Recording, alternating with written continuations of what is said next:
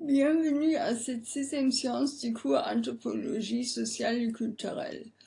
Je souhaiterais parler aujourd'hui de sexualité, amour et mariage en Afrique au sud du Sahara. Je voudrais commencer à vous montrer un certain nombre de photos autour du mariage en Afrique au sud du Sahara. L'ornement corporel est très important dans la tribu Maasai, ce qui contribue largement à leur identité ethnique.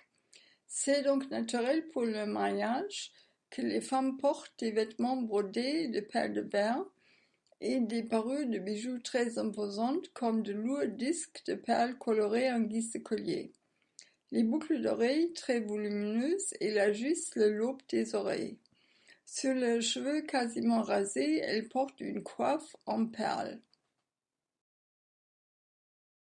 Lors du mariage, la femme porte un boubou de cérémonie richement décoré, comme ici au Sénégal, fait de différents tissus avec un effet patchwork auquel est assorti un turban noué à l'africaine et quelques bijoux de perles. Il est très fréquent que le boubou de la femme soit assorti à celui de l'homme pour une parfaite harmonie. Voici une couple originaire de l'Afrique du Sud.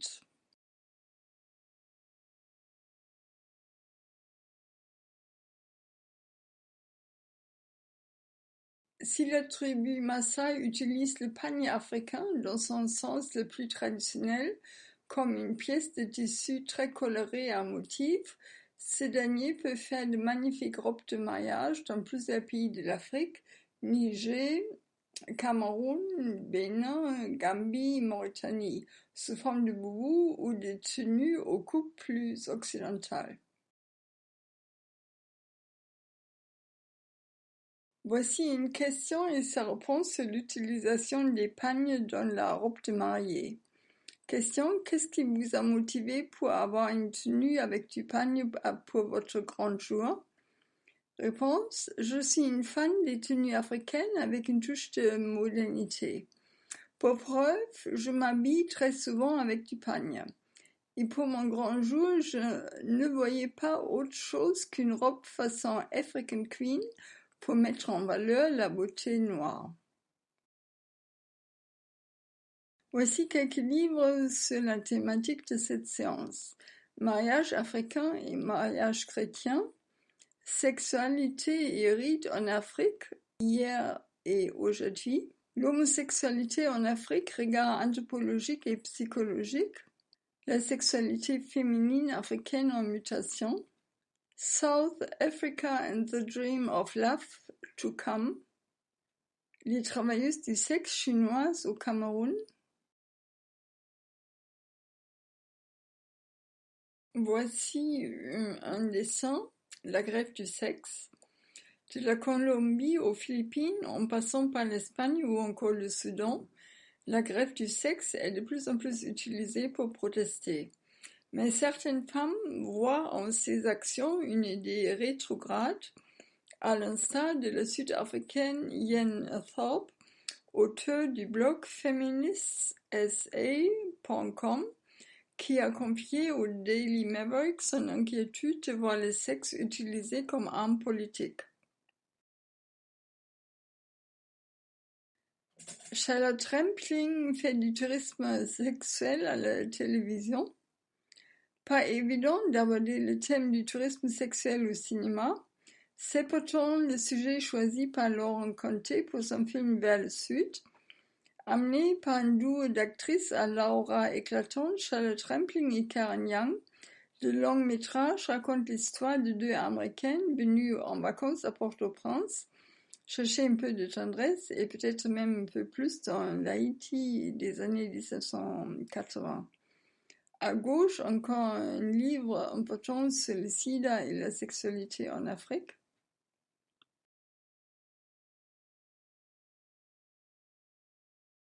Le tourisme sexuel en Afrique. Une étude de l'UNICEF montre que 70% des Gambiens qui travaillent dans le tourisme considèrent que le sexe est l'une des principales motivations des étrangers qui viennent dans le pays et que les jeunes Gambiens trouvent très chic d'être vus avec des Blancs. Près de 100 000 touristes débarquent chaque année dans ce pays de millions d'habitants. Il s'agit essentiellement de Britanniques, de Suédois, de Norvégiens, de Danois, de Finlandais, de Néerlandais et d'Allemands.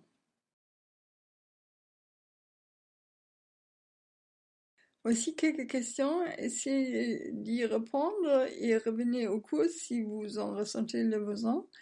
Cliquez seulement sur les boutons avec les solutions une fois trouvées vos propres réponses.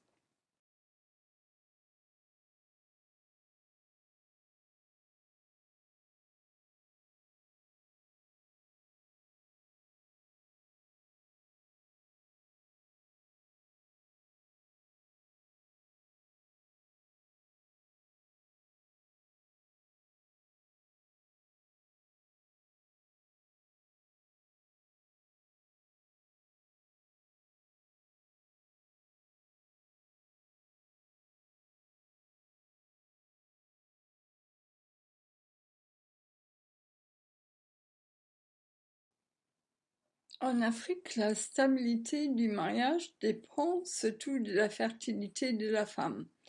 Mais actuellement, les jeunes femmes et hommes commencent à défendre des notions de l'amour romantique en tant que critère important pour choisir un époux.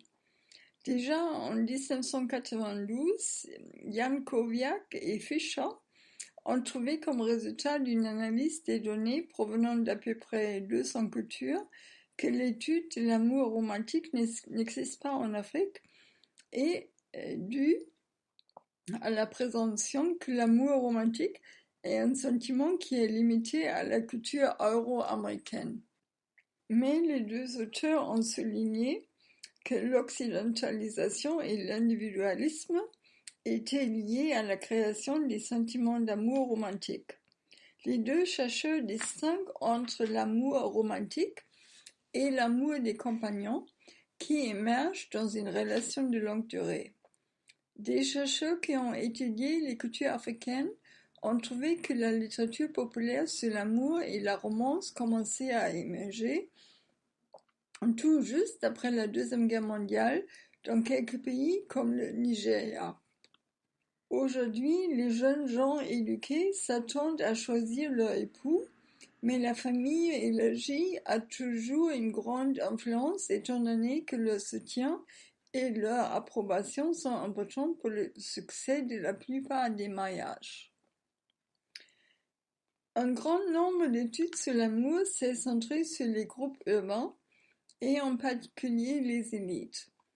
Les études ont regardé les médias populaires comme les lettres aux éditeurs et les conseils aux lecteurs dans les magazines populaires de l'Afrique. Smith a constaté, je cite, courtship most often privileges the nature of a couple's personal relationship and is negotiated through interpersonal intimacy and expression of love.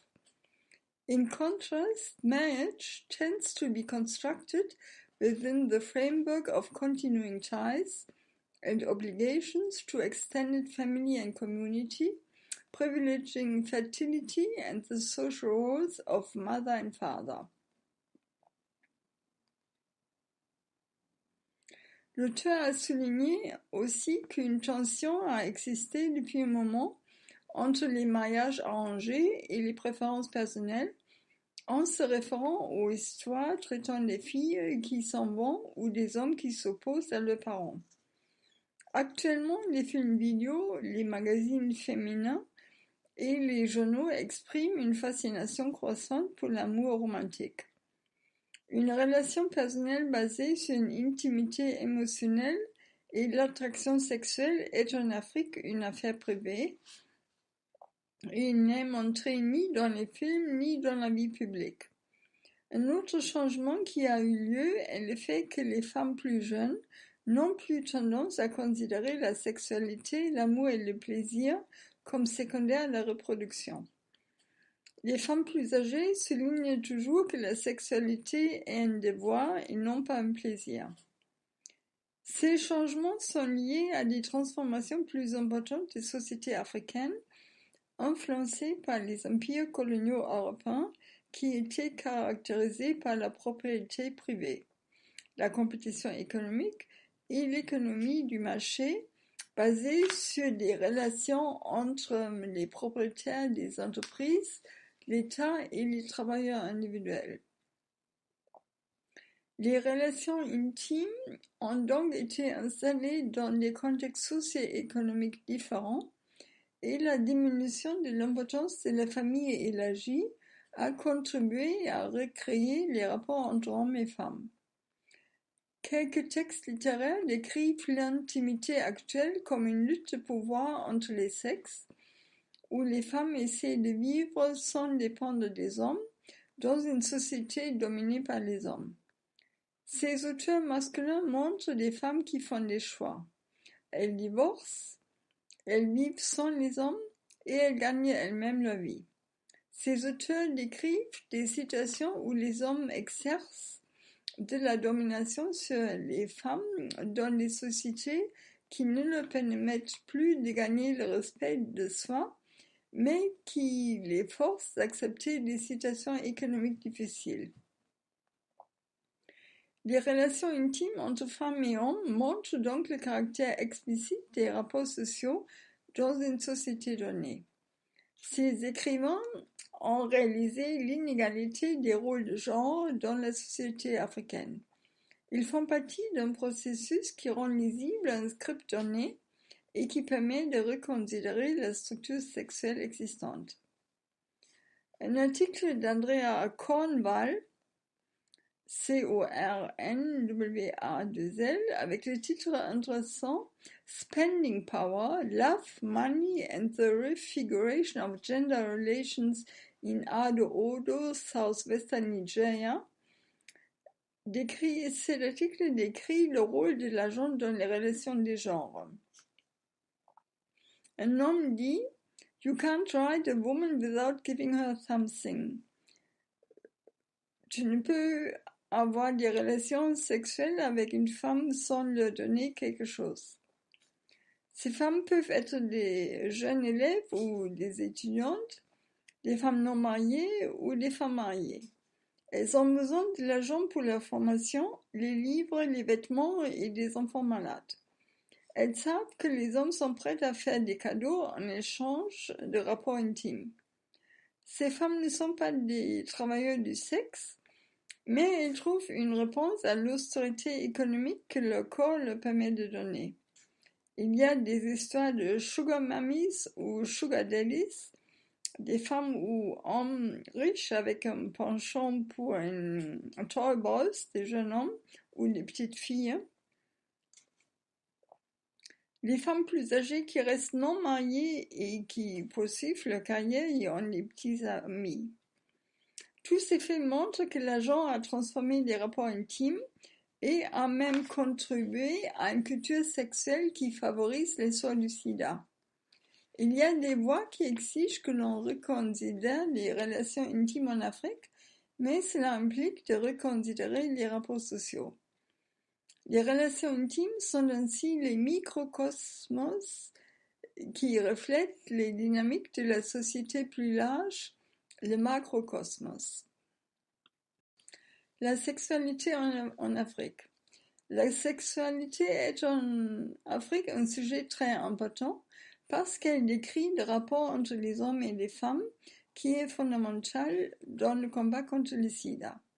Pourtant, il n'y a que très peu d'études sur la sexualité dans quelques pays et pour quelques groupes ethniques. En effet, la sexualité est un sujet difficile à investiguer par les anthropologues, les sociologues et les psychologues qui ont abordé des aspects du sujet dans des rapports où nous pouvons souvent trouver des interprétations biaisées causées par plusieurs facteurs. Comme le chercheur masculin qui a des difficultés d'accéder à la sexualité féminine ou qui interprète en fonction d'un point de vue occidental qui est peut-être mal adapté à un contexte africain où la sexualité joue un rôle assez différent de l'Occident. Ce n'est pas l'individu, mais la culture qui détermine comment la sexualité est réalisée et quelles coutumes seront acceptées. Par exemple, les Yoruba du Nigeria connaissent une longue période d'abstinence après la naissance d'un enfant, signifiant que pour 25 ans de vie conjugale, l'épouse peut renoncer pendant 15 ans à l'union sexuelle avec son mari. C'est pourquoi une épouse qui allait a besoin d'autres femmes, un fait qui est accepté socialement. Ces femmes peuvent être des parents, des amis ou des prostituées. À cause de sa nature, la sexualité a des formes assez différentes et peut être conçue comme un moyen de reproduction, une forme de plaisir, une source de revenus, un moyen pour définir son statut dans la société ou en tant qu'aspect du pouvoir masculin. Les chercheurs qui étudient les sociétés africaines ont assez rarement publié sur la sexualité, même si les études sur les systèmes de mariage, les rôles féminins et les rôles changeants des femmes et des hommes sont assez nombreux. Les résultats sont répandus sur une centaine de monographies de différents groupes ethniques. Ils ont été réalisés il y a 30 à 40 ans et des études plus récentes sont plutôt rares. Selon Van Groenewegen, un grand nombre des résultats peut être classifié comme anecdotique et rarement représentatif pour le groupe entier. Des études sur la sexualité ne sont pas réalisées en observant l'activité, mais par les interviews, les conversations informelles ou les questionnaires. Souvent, les missions et les autorités administratives ont introduit des coutumes sexuelles pendant le dernier siècle qui différaient des pratiques traditionnelles. Les gens ont par conséquent tendance à donner des informations sur des normes acceptées et attendues, mais non pas sur les pratiques réelles. De plus, le genre de l'enquêteur et ses croyances personnelles influencent l'enquête. En Europe, il y a des questions auxquelles on ne répondra pas correctement, comme des questions sur le revenu, le logement ou la sexualité. En Afrique, les gens refusent de discuter la sexualité des parents ou des grands-parents parce qu'il s'agit des sujets qui ne peuvent être adressés. Ces tabous expliquent aussi pourquoi l'éducation sexuelle est si difficile à réaliser en Afrique. Voici quelques questions. Répondez s'il vous plaît aux questions proposées. Revenez au cours si vous en ressentez le besoin. Cliquez seulement sur les boutons avec les solutions une fois trouvées vos propres réponses.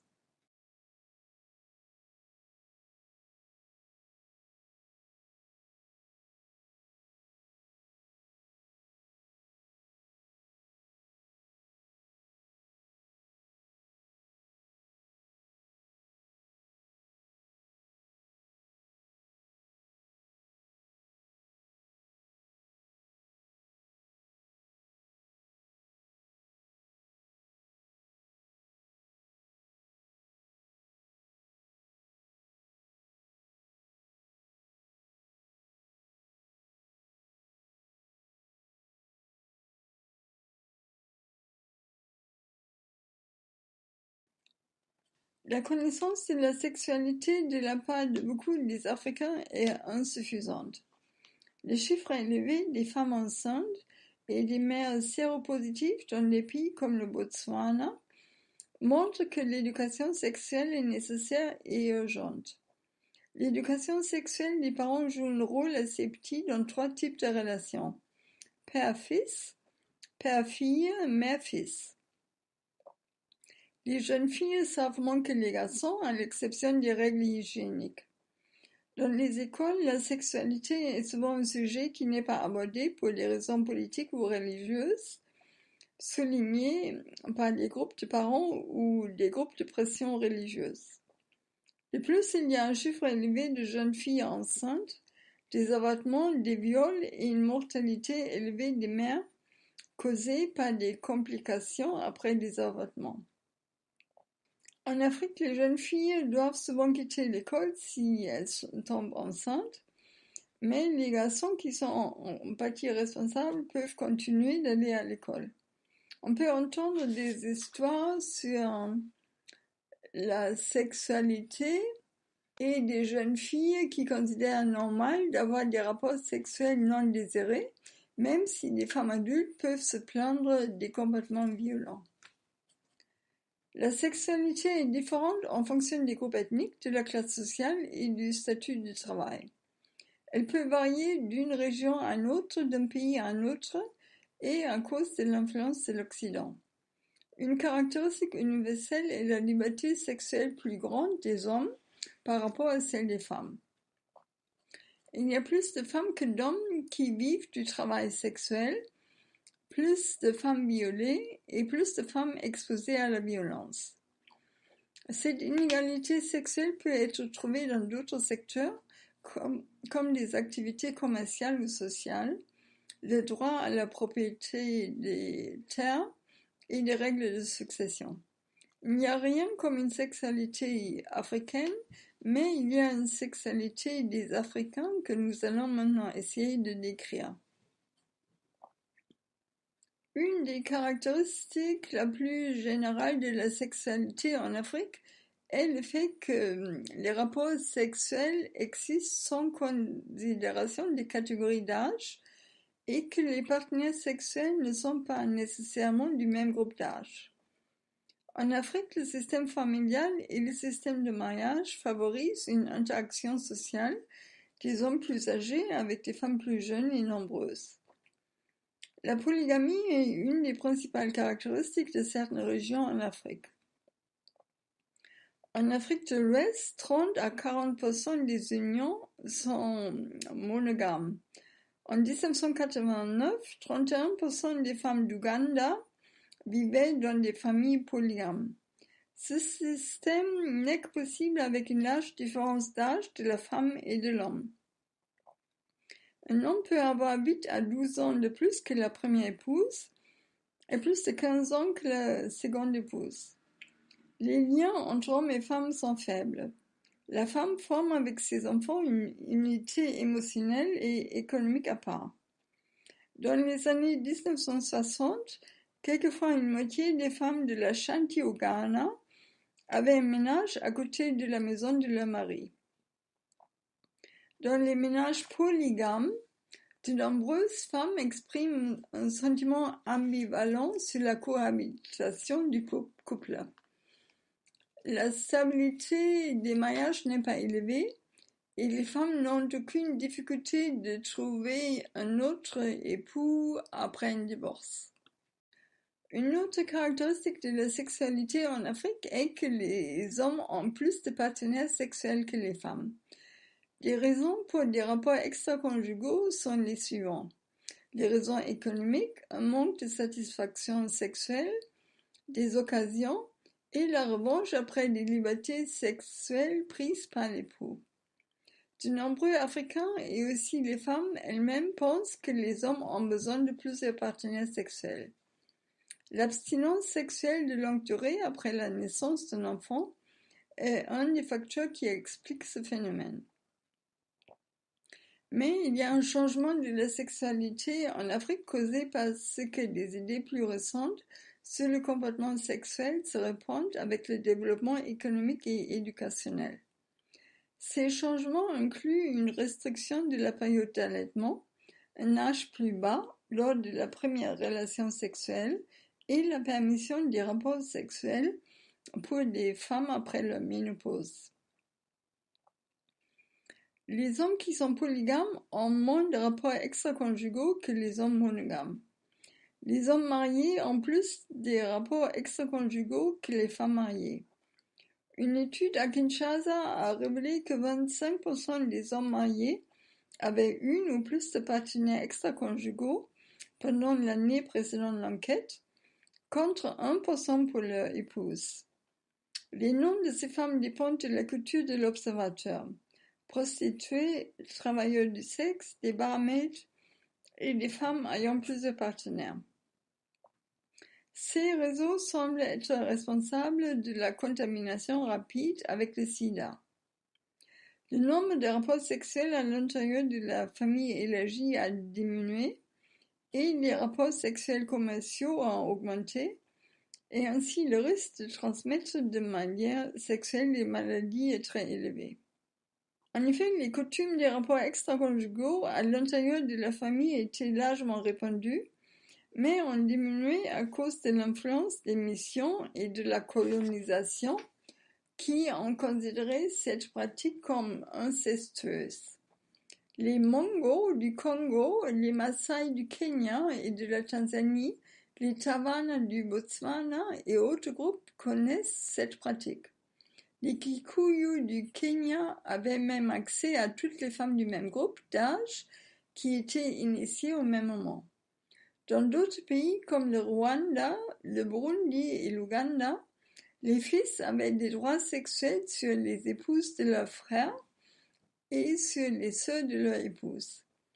En effet, le mariage tardif a commencé à devenir un problème dans les sociétés où la pratique des rapports extra-conjugaux à l'intérieur de la famille a été abolie. Une autre caractéristique de la sexualité en Afrique est la plus ou moins grande invisibilité de l'homosexualité. Le sujet est tabou et en fait sous-étudié. En Afrique de l'Est, l'homosexualité est plus fréquente que dans d'autres parties de l'Afrique au sud du Sahara. Dans différentes régions, les musulmans tolèrent l'homosexualité avant le mariage, mais l'homosexualité est rarement une forme ou une relation exclusive pour toute la vie. Elle peut être pratiquée pendant des rituels ou dans certaines circonstances, à la prison, à l'armée, dans l'internat. Parce que l'homosexualité est un tabou, les hommes qui souhaitent vivre leur identité homosexuelle se marient souvent à des femmes et poursuivent discrètement leur relation sexuelle avec un homme. Une autre caractéristique de la sexualité en Afrique est le fait que de nombreuses femmes n'ont pas de contrôle sur leur propre sexualité avec un partenaire qui a des rapports risqués. En Ouganda et au Zimbabwe, les femmes n'ont aucune ou peu de possibilités de négocier leur stratégie sexuelle. Les femmes peuvent risquer la répudiation si elles refusent des rapports sexuels ou demandent des rapports sûrs. L'éducation et la communauté plus large exigent que les femmes acceptent les désirs des hommes. La discussion des thèmes sexuels à l'intérieur du couple est difficile et le fait de négocier la sexualité est assez impossible.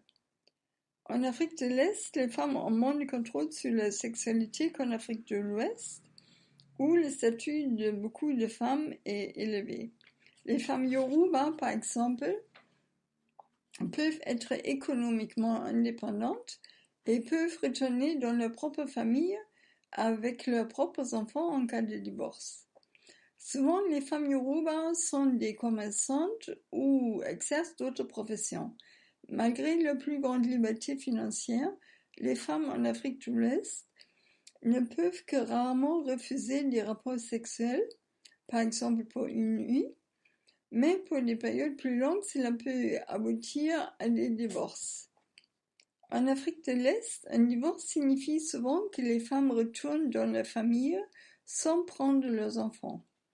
Pourtant, les femmes choisissent souvent de rester dans les villes où elles peuvent commencer à gagner leur vie en tant que travailleuses du sexe parce que ceci peut représenter pour elles la seule manière de gagner leur vie. En Afrique de l'Est, une relation extra-conjugale est une raison de divorce. C'est pourquoi la plupart des femmes ne sont pas attirées par des relations extra-conjugales ou préconjugales. Ceci signifie aussi qu'il y a beaucoup plus de prostitution dans cette région qu'en Afrique occidentale. Dans un cas sur 10, ce sont des rapports sexuels avec des femmes qui travaillent dans les bars, les hôtels et les bordels. Dans de nombreux pays africains, si un homme souffre d'une maladie sexuellement transmissible, il accuse sa femme. Ces maladies sont connues comme la maladie de la femme. Souvent, les femmes ne savent pas que leur époux a contracté une maladie sexuellement transmissible ou le sida, et la plupart d'elles ignorent qu'elles aussi ont été contaminées. En République démocratique du Congo, les femmes de l'élite et les femmes des travailleurs ne peuvent ni refuser des rapports sexuels avec leur mari, ni dire qu'ils risquent de leur transmettre une maladie sexuellement euh, transmissible. Non plus peuvent-elles demander l'utilisation des condoms.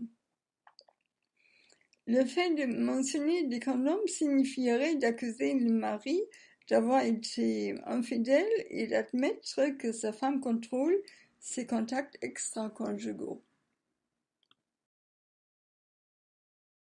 Les systèmes de mariage en Afrique au sud du Sahara. Les principaux éléments des systèmes de mariage africains ont été largement présentés dans la recherche ethnographique pendant la deuxième moitié du XXe siècle. Dans quelques régions de l'intérieur ou rural, des institutions du mariage peuvent encore être trouvées, qui ont seulement peu changé pendant les derniers siècles. Pourtant, dans la majeure partie du continent, l'urbanisation, la migration, l'éducation moderne et la chrétienté ont influencé les pratiques traditionnelles du mariage en Afrique.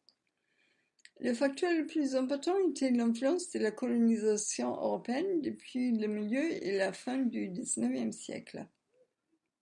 Le mariage traditionnel africain. Le premier aspect du mariage traditionnel africain est que le mariage ne peut être séparé de l'institution de la famille. Le mariage a le but d'augmenter le pouvoir, le statut et le nombre des membres de la famille. Le mariage est ainsi un lien entre deux familles et non pas entre deux individus.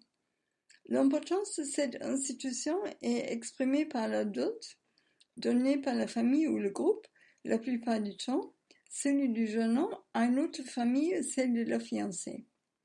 Les Ashanti qui vivent dans l'actuel Ghana connaissaient une petite compensation et une cérémonie symbolique.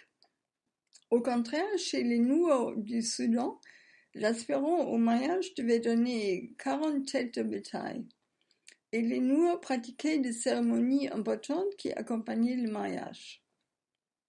L'importance du mariage comme moyen d'acquérir des droits à la descendance d'une femme est révélée par le fait que les paiements devaient souvent être donnés après que la femme avait prouvé sa capacité reproductive.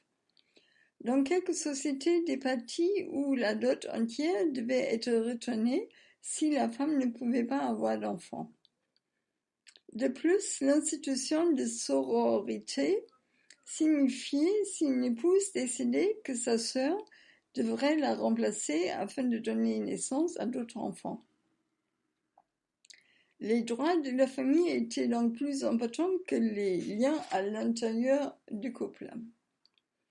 Les mariages africains sont des processus de longue durée. Dans les sociétés où les enfants sont déjà fiancés, plusieurs années peuvent séparer la cérémonie et la vie réelle en tant que mari et femme. Pendant toute cette période, des échanges mutuels sont pratiqués afin d'exprimer les liens entre les deux familles. Le système économique de subsistance a favorisé une interdépendance économique très tôt et un mariage à bas âge qui devrait contribuer au bien-être du groupe. Les coutumes liées à la forme de résidence du mari et de sa femme étaient variées. Virilocale, uxorilocale, patrilocale, matrilocale et néolocale. Voici encore quelques questions. Essayez d'y répondre. Revenez au cours si vous en ressentez le besoin. Cliquez seulement sur les boutons avec les solutions une fois trouvé vos propres réponses.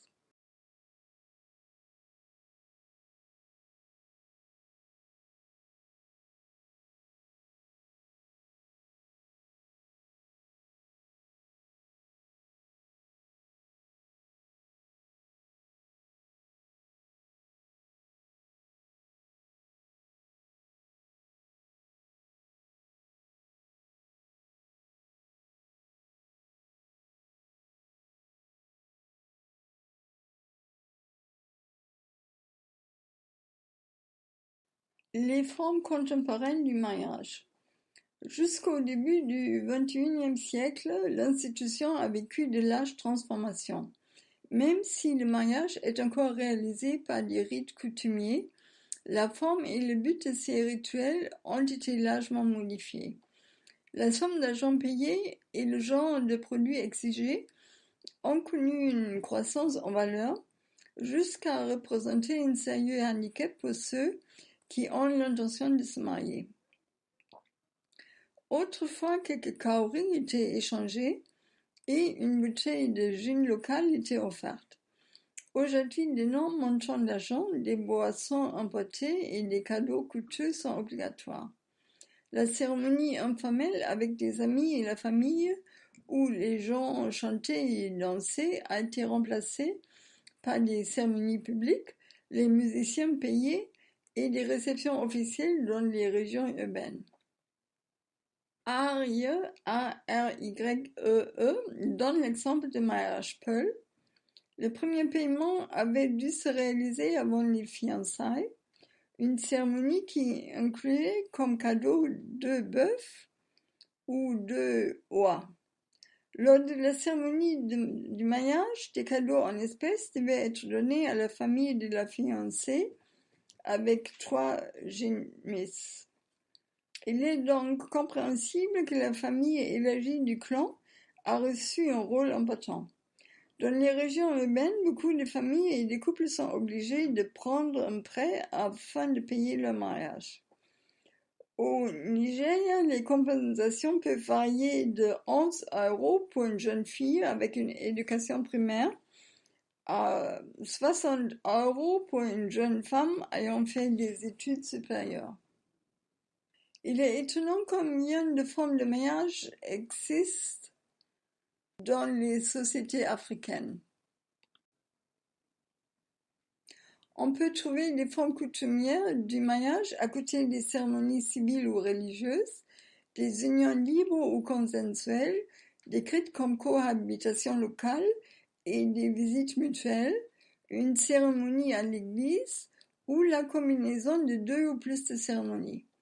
La cérémonie religieuse peut prendre place à l'église, devant le cadi ou la djemma. Au Libéria, une étude a montré que 38% des femmes qui pouvaient encore avoir des bébés vivaient avec des partenaires dans des unions libres. Dans des pays comme le Nigeria, 7%, Botswana 10% et Ouganda 13%. Les cérémonies se déroulent à différents moments de l'union. La pression de la famille et d'une amélioration des possibilités financières du couple peuvent être suivies par des cérémonies à l'occidental, à l'église ou à la mairie. Une cérémonie à l'église peut intervenir quelques années après le mariage afin de reconnaître le mariage.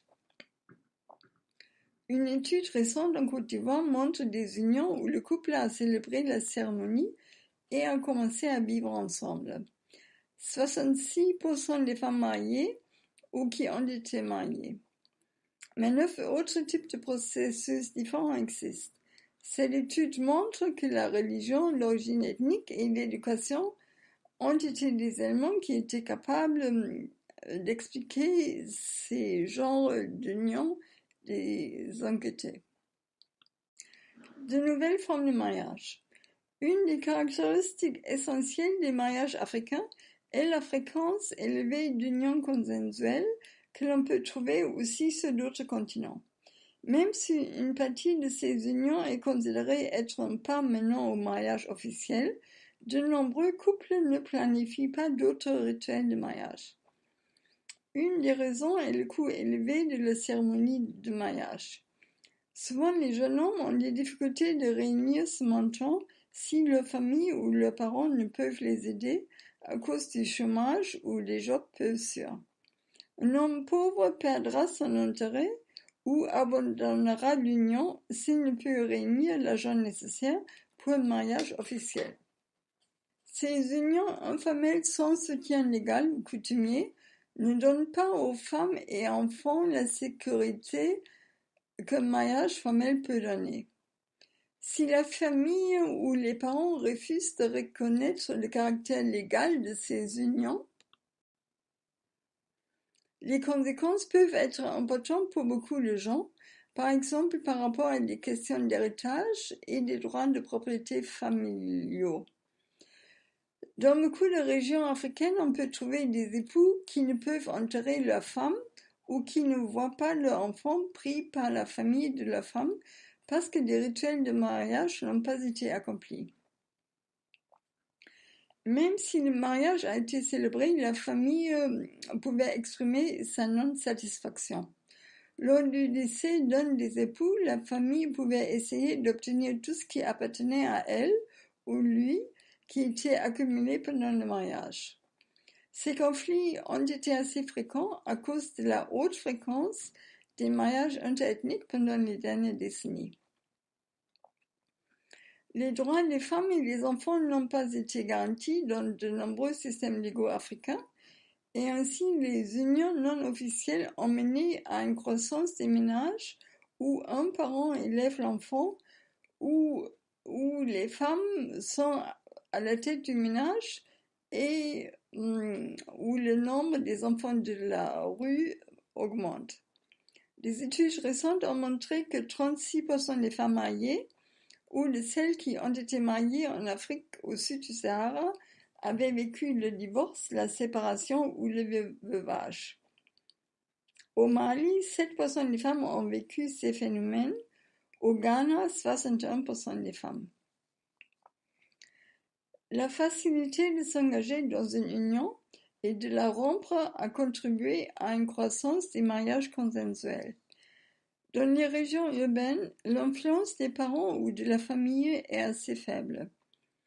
De plus, les disputes entre les générations ont été le résultat de l'éducation moderne formelle. Des parents analphabètes ou des parents peu éduqués l'ont trouvé difficile de conseiller la jeunesse qui a commencé à ignorer ces conseils. Le montant élevé de la dot en Afrique occidentale, de l'Est et du Sud a été à l'origine de ces unions consensuelles.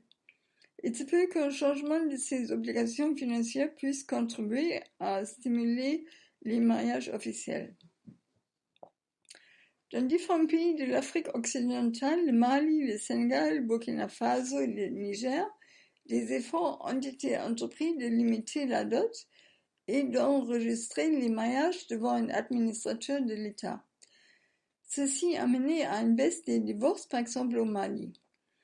Dans d'autres pays, la limitation légale de la dot a été considérée comme trop bas par des jeunes hommes qui ont refusé d'évoquer l'hostilité de leur belle famille en payant seulement des montants limités.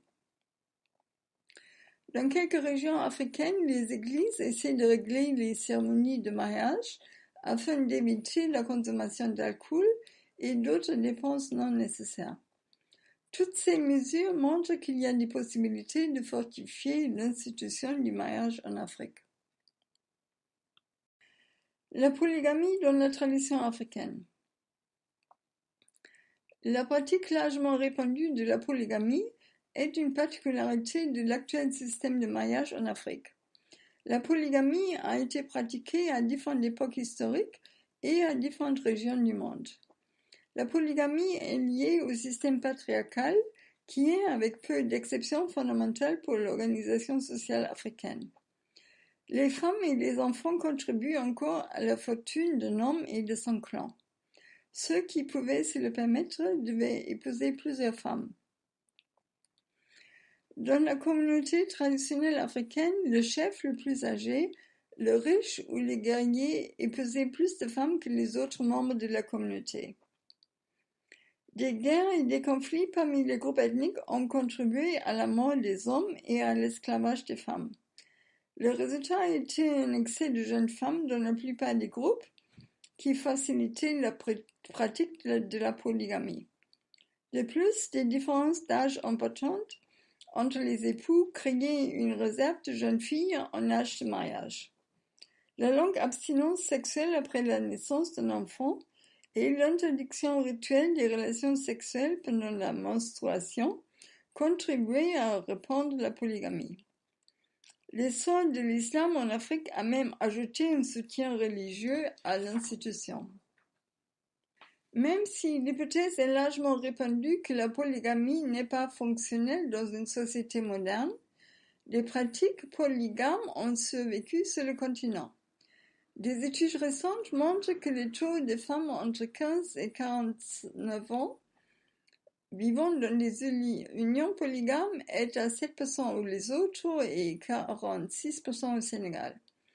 En Afrique occidentale, la polygamie est prévalente: Bénin 36%, Cameroun 37%, Côte d'Ivoire 38% et Ghana 30%. En Afrique de l'Est, du Sud et centrale, la polygamie se trouve avec des taux entre 20 et 30%. Kenya par exemple 27%. Les études ont montré que l'éducation est un facteur qui réduit la probabilité de contracter un mariage polygame. Par exemple, au Cameroun, 44% des femmes sans éducation formelle et 18% des femmes avec 7 années d'école ou plus vivent dans des unions polygames. Le mariage est donc dans les sociétés africaines un phénomène plus ou moins universel. À côté des exceptions pour le clergé ou des esclaves, des adultes non mariés sont rares dans la région. Des sanctions sociales et religieuses étaient prises quand les gens ne se mariaient pas. Les études sur les années 1975 à 1985 montrent qu'à l'âge de 50 ans, 100% des enquêtés étaient mariés dans la plupart des pays africains, avec quelques exceptions en Afrique du Sud, l'île Maurice et à Madagascar. Il y a quelques indices que les rapports sexuels avant et en dehors des mariages étaient historiquement pénalisés. Les changements récents des comportements sexuels sont le résultat de l'urbanisation, des rapports sociaux anonymes et des faits économiques qui facilitent la liberté sexuelle dans un environnement moderne. L'âge plus élevé du mariage contribue à une disparité entre la maturité physique et le début du mariage. Ainsi, les jeunes sont tentés d'accroître leur activité sexuelle. Les grossesses de jeunes femmes non mariées constituent un problème social majeur. Le sida, le décès de jeunes mères et de leurs enfants sont des challenges aux élites politiques des sociétés africaines. Je passe à ma conclusion. Les rapports de genre en Afrique sont en transition. Les facteurs qui contribuent à ce changement sont les guerres et les conflits internes, le sida, les taux de migration élevés, la pauvreté et les situations économiques difficiles. Étant donné que les besoins de la société changent, les rapports des genres changent également. Sur un plan traditionnel, la référence à la famille signifie la famille élargie, incluant des enfants, des parents, des grands-parents et éventuellement des arrière-grands-parents. Mais les valeurs traditionnelles s'affaiblissent et les changements des comportements mènent à des transformations de la forme de la famille. Dans de larges parties de l'Afrique, il y a un déclin dans les systèmes traditionnels de soutien aux personnes plus faibles, comme les enfants et les personnes âgées. Des ménages où les femmes sont à la tête sont largement répandus dans les régions rurales, où les maris sont migrés dans les centres urbains. Une croissance des enfants de rue est à constater et a mené à des taux élevés de criminalité dans différentes régions. Les pères, les institutions d'éducation formelle et les médias jouent une importance croissante pour socialiser la jeunesse. Comme l'influence de la socialisation parentale diminue et les moyens traditionnels de transférer une éducation sexuelle disparaissent, le taux de grossesse hors mariage et des adolescentes atteint des niveaux élevés dans beaucoup de pays africains. À la jeunesse manquent les capacités de survie qui ont été enseignées traditionnellement par les parents. La facilité avec laquelle les gens se marient et divorcent sans sanction légale ou sociale affaiblit la famille africaine. Le père disparaît progressivement comme la personne responsable de la santé et de la nourriture des enfants, tandis que la responsabilité de la mère s'accroît. Les enfants sont donc les plus concernés par cette crise. Il reste certes une lacune de recherche dans les thématiques abordées ici. L'impact du sida sur les rapports du genre et les familles est très peu étudié. Le divorce, la séparation et le remariage sont d'autres processus importants pour discuter la transformation de la famille en Afrique, et ces thématiques ont besoin d'obtenir une autre priorité par rapport à la question du sida. La nucléarisation de la famille et le changement des comportements sexuels semblent être liés à la croissance du sida et a aussi besoin d'être étudié. Une autre lacune de recherche concerne les rapports entre les générations, entre les parents et les enfants qui affectent la structure de la famille. La politique sociale des États africains et des ONG a besoin de savoir plus sur les rapports des genres afin d'entamer des mesures politiques qui peuvent changer la situation des groupes plus faibles. Voici encore quelques questions. Répondez s'il vous plaît aux questions proposées et revenez au cours si vous en ressentez le besoin. Cliquez seulement sur les boutons avec les solutions une fois trouvé vos propres réponses.